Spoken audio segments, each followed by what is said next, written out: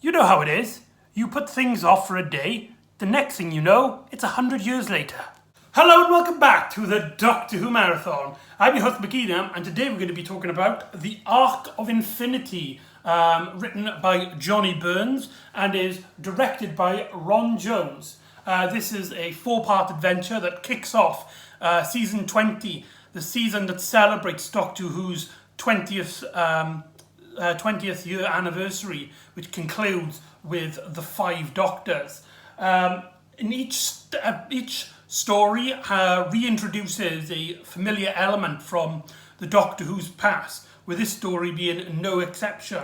It is also the story which brings back Tegan after she got back to Heathrow Airport at the end of Time Flight. And there was a gap that let Big Finish have a lot of adventures with just the Doctor and Nessa. So that is really cool. Here we see they don't really meet up until the very end of right at the end of part 4, basically. So it's kind of interested in that way, but I'm getting ahead of myself. In fact, Tika doesn't actually appear until episode 2, thinking about it. The story starts off with the Doctor actually trying to fix his chameleon circuit, or he's just trying to do some repairs, but certain stuff just gets in the way and stuff, and they get a signal. An extra dimensional thing tries to invade the TARDIS and takes over, and seemingly takes over his body, although that doesn't happen. They see a creature that appears inside the TARDIS, trying to take over the Doctor's body. It's also wise here that we have images of Amsterdam, in which these 2 boys, about young men, I should say, they go. One of them's lost their passport, and so they've decided to go to sleep out in a crypt. And whilst there, one of them spots a weird, like, chicken man thing, and gets shot at it, and this weird effect where they shoot them and they start screaming and they start like fading in and out of existence before dematerializing because they're not dead. We later see this character back as a zombie, and whilst this is happening, the other boy tries to go to the police but finds that nobody's taking him seriously. So we go back to the Doctor and Nessa, to which they find out that the Time Lords have sent a message to the Doctor to return to Earth. In fact, the TARDIS is being taken control of. The TARDIS is being controlled by the Time Lords to go back to Gallifrey. Now, let's talk about Gallifrey in this story. In previous adventures, when we see the Time Lords, we've had a great scope of their city. There's lots of great scenery with big hall rooms, and even like just an average corridor looks really spacey and spaced out, and you can believe that a highly advanced civilization, much higher than ours, would live in a citadel like this. But here, Gallifrey looks a lot different, and I don't know if it's the set. I tell you, I know it. It's part of the set and part of Ron Jones. It just doesn't look as interesting. Gallifrey looks really dull and uninspired. Each scene is a bit too cramped for my liking, and the directing doesn't help it as well. It's here that we learn that Barusa is now Lord President of Gallifrey, and we get introduced to some other Time Lords, one of them being Harkin, I believe his name is, one of the Doctor's old friends who's trying to get the Doctor to live, because the Time Lords, fearing that this creature which they've summoned from, which they've retraced back to an antimatter universe. This is a creature of pure antimatter trying to get to our universe. And because it's got the Doctor's biological data, it's trying to merge with him so that it could live in this universe. And the Time Lords fear that this will create a colossal explosion that will endanger the universe. So they think the best solution is basically to execute the Doctor, even though the Doctor is completely innocent and they know it. But anyway, Harkin is like the Doctor's friend, and he's played by Michael Gough, aka the Celestial Toymaker. And he's also Alfred from the Tim Burton and Joel Schumacher Batman films. So it's really cool to see this character, this actor back, though it is really strange to see him play a different role. It makes you think like this, the twist is going to be that it's a Celestial Toymaker, but it's not. And we also get the Cardinal, a character which would appear in the Five Doctors as well. And he's sort of like, he's one of those characters you're led to believe is the bad guy. The story harkens on him being really ruthless and believing that the Doctor is actually planning all this, or at least that's what he's claiming. We also get Commander Max, played by the legendary Colin Baker. Yes, a lot of people don't know this. Well, I say a lot of people. A few people don't know this, but Colin Baker actually appeared in Doctor Who before he got the role. In the Ark in Space, he played a sort of like a Time Lord general. In fact, Colin Baker would use this as a joke. As he said, he's the only Doctor who had to shoot his predecessor to get the role. So that's really funny. That's a small little humorous moment. We also get introduced to Damon, a Time Lord, middle class, somebody who basically keeps all the biodata safe and secure, and he can give evidence that the last person who used the Doctor's biodata was one of the High Councils of the Time Lords.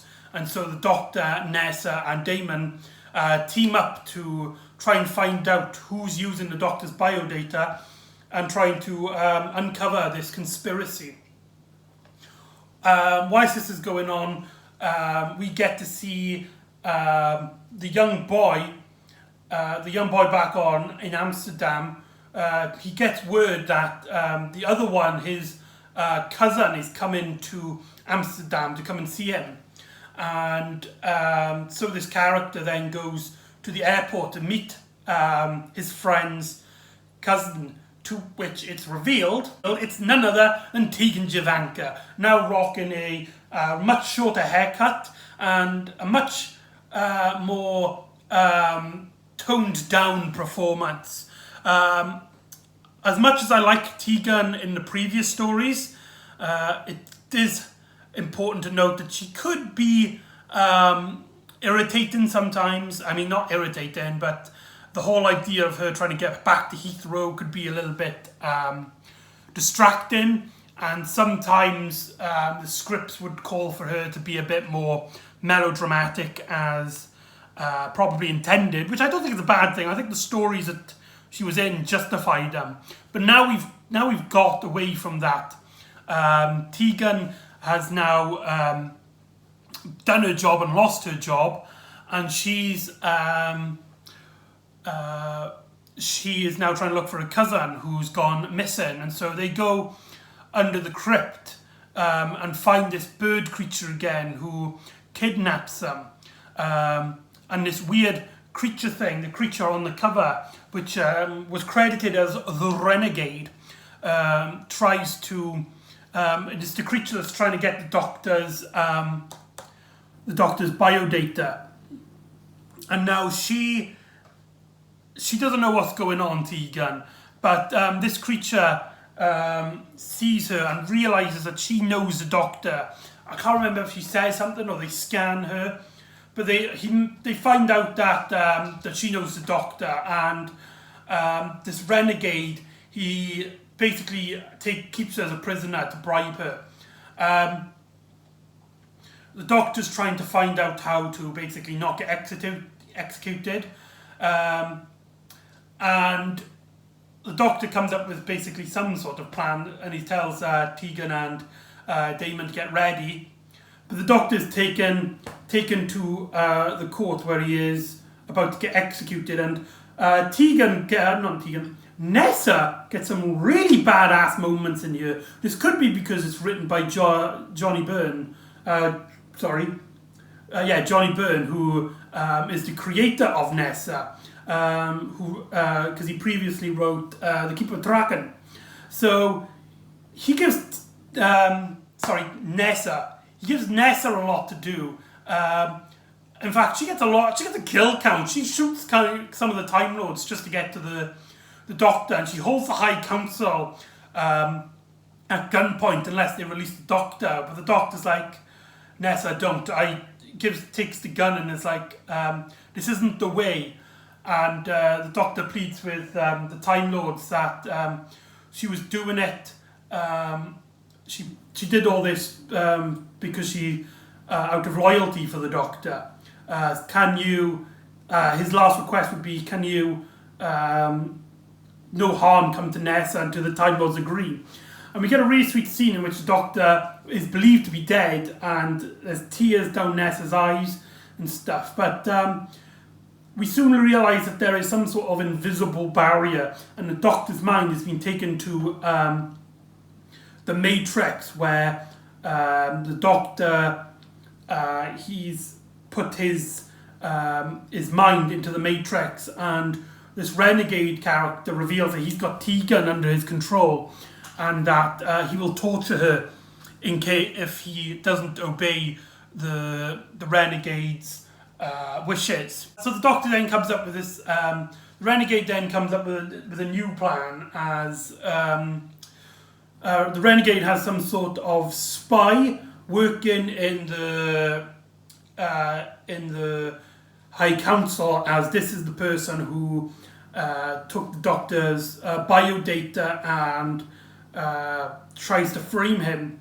But then there's a new plan, as to try and basically get rid of suspicion, shall we say. The Doctor is let go, and the renegade is like, you will take the TARDIS back to whatever, blah blah blah blah, to create this diversion, and a Time Lord puts a gun at the Hell Point at Brusa, and it turns out it's Harkin, Doctor's old friend. He is actually working for the renegade, to which he reveals that that he's not a bad guy. He is actually the creator of the Time Lords. If it wasn't for this character, we wouldn't have the Time Lords society. To which the Doctor basically puts two and two together, and it's revealed that it is none other than Omega, the villain from the Three Doctors. Now, I hate to be that guy, but the twist really doesn't work watching it. Maybe it's in hindsight, as I knew from the beginning, but the story doesn't really give you a good job at basically believing that this is anything else. For starters, despite the costume being vastly different to the original, it's still similar enough. You don't see any of the flesh, and it's a very big bombasket with the cape and everything. And we also have the whole thing with antimatter, and it's got revenge, trying to take its revenge on the Time Lords. So when the Doctor's like, oh my god, it's Omega, he's mad, he's a villain, what a twist, we as a viewing audience are like, no shit. And of course it was Omega. Who the hell was it gonna be? But let's talk about Omega in this story, because he's played by a different actor, maybe because to keep the mystery hidden, because we don't really find out this until part 3. And it's not very... And I don't want to say he's a bad actor, but comparing him to the original actor who played Omega, where he has that big booming voice, and when he's kind, he's got a problem, Time Lords. He has a very charming demeanor, and then when he gets angry, he's like, what? And then this guy comes along, and he kind of talks kind of like your average... he doesn't come off as crazy at all, and he's not really that menacing. The new costume, also I feel lets it down, as it just looks a bit too silly. The eyes on it and the weird Omega symbol. Yeah, a lot of people don't realise that. The top of his head, I don't know if you'll see it, it's covered by the words on that. It's actually the Omega symbol from, I believe it's Greek or Roman, but anyway. So yeah, the twist I don't feel works, and I don't think the actor, I don't know if he does a bad job, but comparing him to other villains, it is a very weak performance. And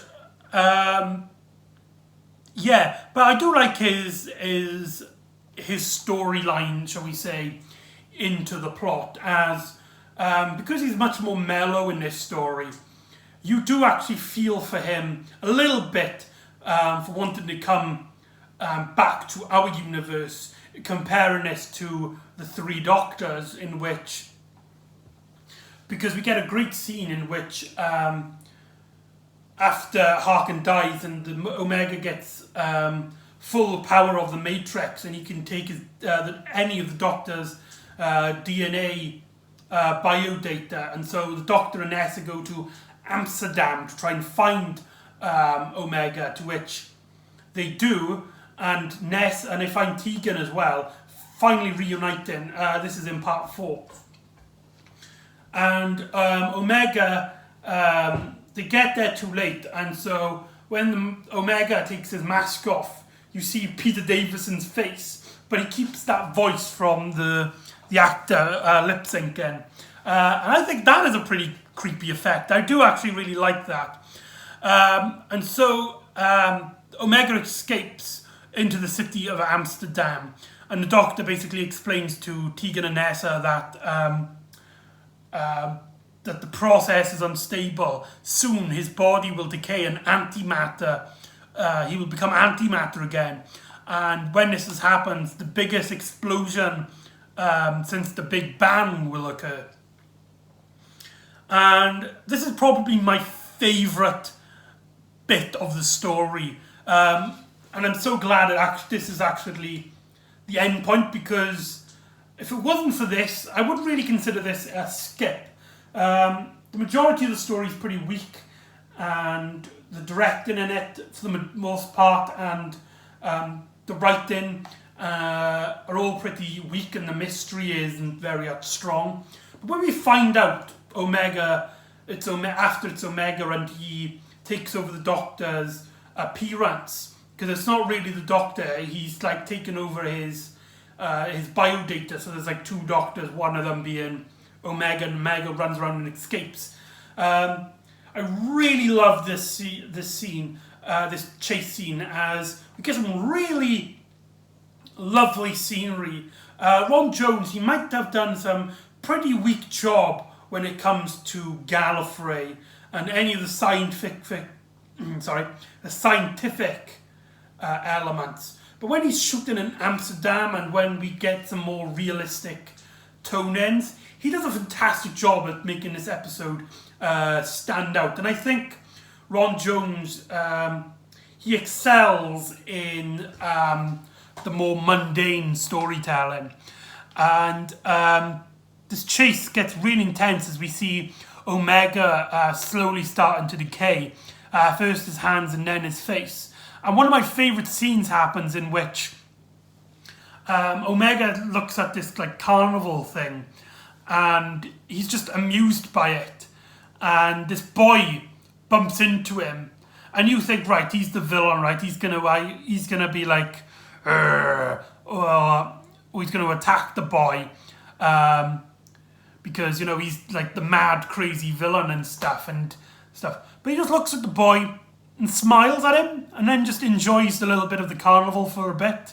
I really like that scene. It shows a bit more humanity to Omega, and it really brings home on why Omega is such a fascinating character. Because from his point of view, he's a good guy, but his mind is also warped and twisted because he's been stuck in a world where basically he controls everything, but he's all alone. And he's been like that for millions upon millions of years. Let us not forget that the Doctor grew up on stories of Omega. So Omega is like at least 1,000 years older than the Doctor. And he spent a majority of his life stuck in a universe where not only he's in control, but he's also alone. And that must bring out some sort of sadistic nature. But he does enjoy the simple, mundane things. The fact that he could just come back into this world and with a group of people seeing the face of a young boy and enjoying some piece of music which isn't from his own mind, just gives him just a little bit of joy, and it's brilliant. But is soon chased by the Doctor, who basically states that he's going to try and kill Omega with a particular gun that Omega created, which transfers matter to antimatter.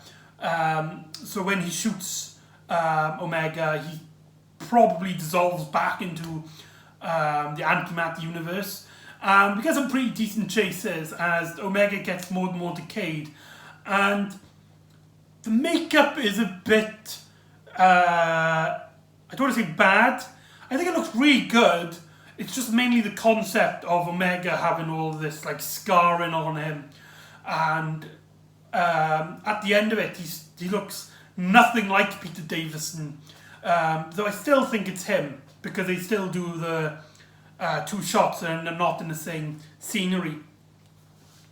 And there's a great moment where Omega's like, he kind of like pleads with the Doctor for a little bit, and then he's like, I will have my revenge, even if I'll take the entire universe with me. And he actually like tries to speed the process, and he also like tempts the Doctor as he's like, you won't kill me, I'm like your hero, you can't do it.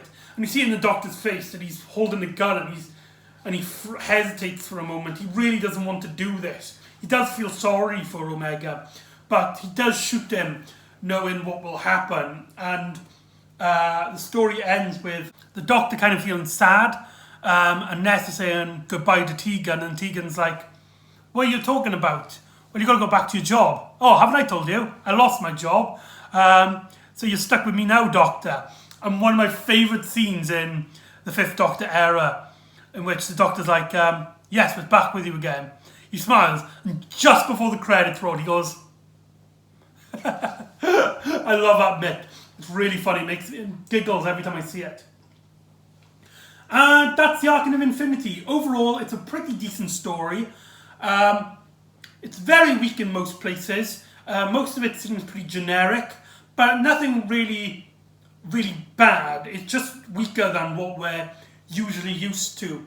But a great part 4 really lets this story sit with most other great Doctor Who stories, and I say give it a watch. It might not be in your top 40 Doctor Who stories by a long stretch, but I think you will enjoy it. At least view it once, just to see the return of Omega and some really good bits in part 4, and to see where Tegan rejoins the TARDIS.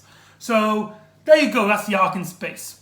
So join me next time where the Doctor, Tegan and Nessa go to a strange festival-like planet, and Tegan is haunted by a recurring villain who previously has taken her soul.